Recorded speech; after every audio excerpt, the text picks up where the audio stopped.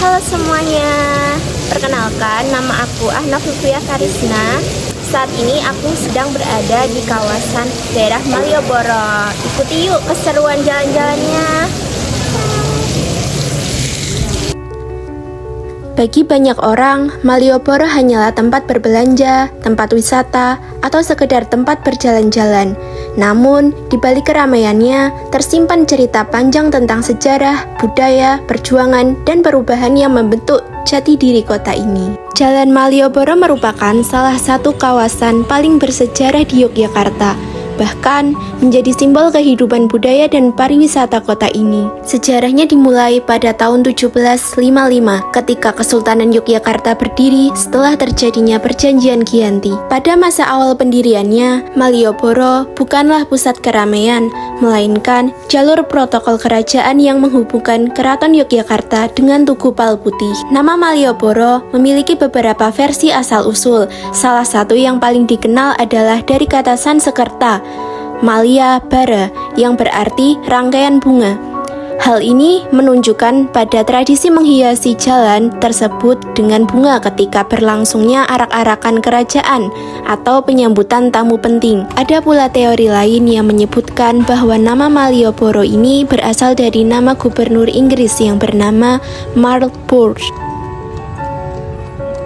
Bagi teman-teman yang ingin berkeliling di kawasan Jalan Malioboro tanpa merasa lelah, tersedia juga berbagai pilihan yang bisa kalian nikmati. Kalian bisa menyewa delman untuk merasakan suasana klasik Yogyakarta, atau menggunakan becak yang siap mengantar ke berbagai sudut menarik, atau menggunakan skuter listrik. Di Jalan Perwakilan, daerah utara Plaza Malioboro, juga terdapat berbagai jajanan gerobak yang bisa kalian coba, mulai dari minuman hingga makanan. Salah satunya yang banyak dicari wisatawan yaitu wedang ronde, minuman tradisional Jawa yang hangat dan manis, biasanya dinikmati pada malam hari. Selain itu, di kawasan Malioboro juga terdapat banyak angkringan. Angkringan adalah warung kaki lima tradisional khas Jogja yang menawarkan suasana hangat dan sederhana dengan nasi kucing, sate-satean, dan minuman hangat sebagai menu andalannya. Angkringan menjadi tempat berkumpul yang menyatukan siapa saja. Disinilah sebuah kesederhanaan bertemu dengan kehangatan, menjadikan angkringan bagian penting dari budaya malam Yogyakarta. Nama angkringan berasal dari kata angkring yang berarti duduk santai atau nongkrong. Filosofinya adalah tempat untuk berkumpul, berbincang, beristirahat, dan menikmati kebersamaan tanpa batasan usia, status, ataupun latar belakang. Di salah satu angkringan, aku mencoba membeli beberapa jenis sate-satean. Angkringan bahkan menambahkan sosis sate atau nugget sebagai variasi modern yang banyak disukai anak muda. Di sini juga tersedia pilihan nasi yang cukup beragam, seperti nasi tempe teri dan juga nasi sambal belut. Lalu, sate-sateannya dipanggang langsung di atas tungku bara api.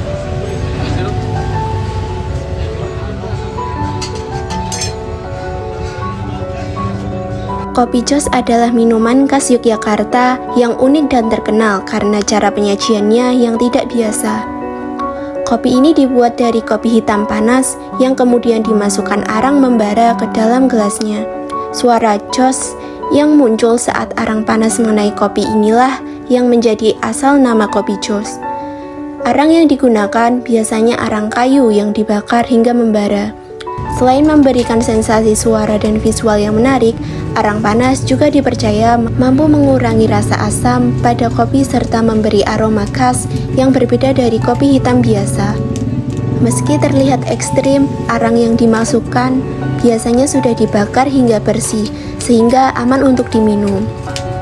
Kopi jos sangat populer di kawasan angkringan Yogyakarta, terutama di sekitar stasiun Tugu. Banyak wisatawan yang datang ke Jogja menjadikan kopi jos sebagai minuman wajib karena pengalaman uniknya yang tidak ditemukan di daerah lain.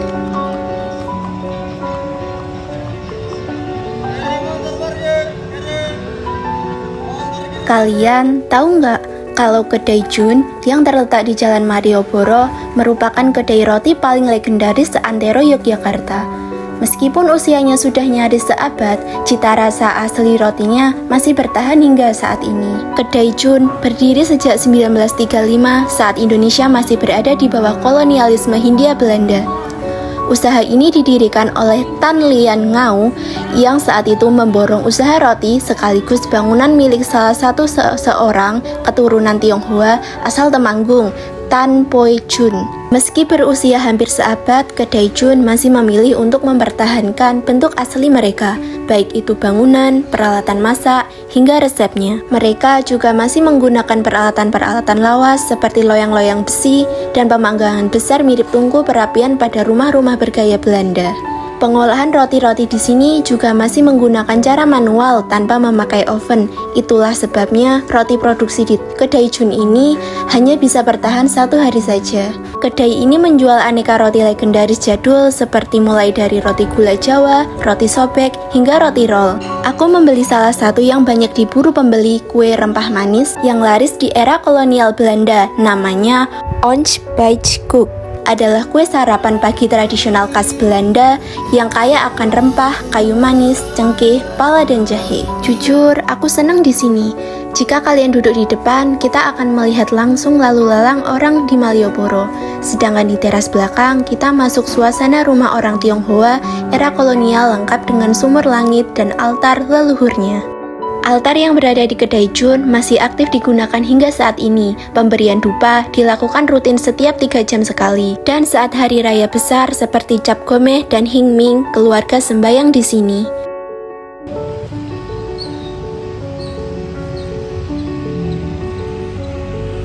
Di bawah gapura Kampung Ketandan juga tersedia beberapa penjual seperti penjual sate ayam. Sate ayam di sini harganya tergolong cukup ramah di kantong. Di samping Ramayana Mall, terdapat pintu masuk teras Malioboro 2 yang baru. Teras Malioboro 2 yang baru adalah relokasi pusat PKL Malioboro ke lokasi permanen di kawasan Ketandan dan Beskalan, yang diresmikan pada awal 2025 dengan mengusung konsep unik bertema pecinan.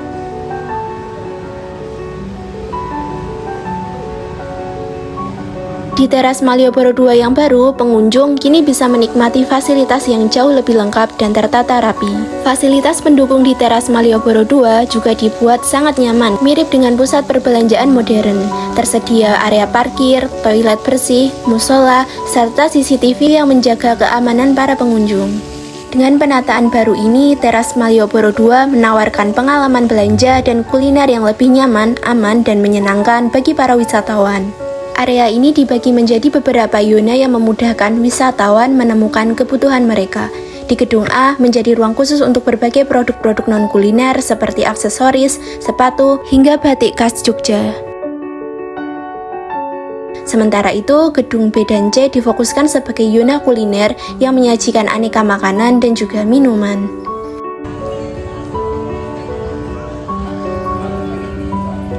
Sedangkan teras Malioboro 1 berada tepat di depan Pasar Beringharjo.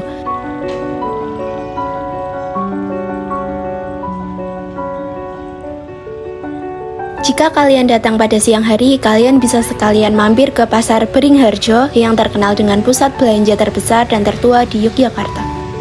Di pasar ini tersedia pakaian batik, kerajinan tangan, hingga rempah-rempah tradisional. Bagi kalian yang ingin merasakan pengalaman berbelanja yang lebih modern, kalian bisa mampir ke Plaza Malioboro. Pusat perbelanjaan ini menawarkan suasana yang nyaman dengan berbagai toko fashion, makanan cepat saji, hingga kebutuhan lifestyle yang lengkap.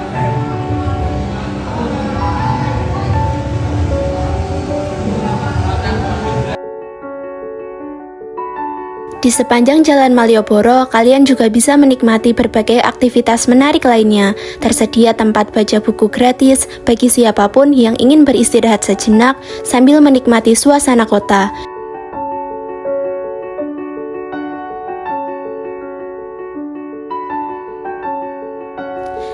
Kalian juga bisa mencoba photoshoot dengan baju adat khas Jogja. Selain itu, bagi kalian yang suka tantangan, kalian bisa berkunjung ke rumah hantu Malioboro, salah satu wahana hiburan yang cukup populer di kalangan wisatawan. Semua aktivitas ini membuat Malioboro semakin hidup dan menawarkan pengalaman yang beragam bagi setiap pengunjung. Tak lengkap rasanya berkunjung ke Malioboro tanpa membeli oleh-oleh. Di toko Punokawan, kalian bisa menemukan berbagai pilihan buah tangan yang menarik, mulai dari pai susu, aneka cemilan manis seperti dodol, hingga berbagai jenis kopi, teh, dan wedang uwuh khas Yogyakarta. Yang semakin menarik, di sini kalian bisa juga melihat langsung proses pembuatan bakpia serta mencicipinya saat masih hangat. Pengalaman ini tentu menambah keseruan belanja oleh-oleh, sekaligus memberi gambaran bagaimana camilan legendaris Jogja itu dibuat. Terima kasih kepada teman-teman yang sudah menonton video ini dari awal hingga akhir. Semoga informasi yang aku bagikan bermanfaat dan juga bisa menjadi referensi ketika kalian berkunjung ke Malioboro. Sampai jumpa di perjalanan seru selanjutnya.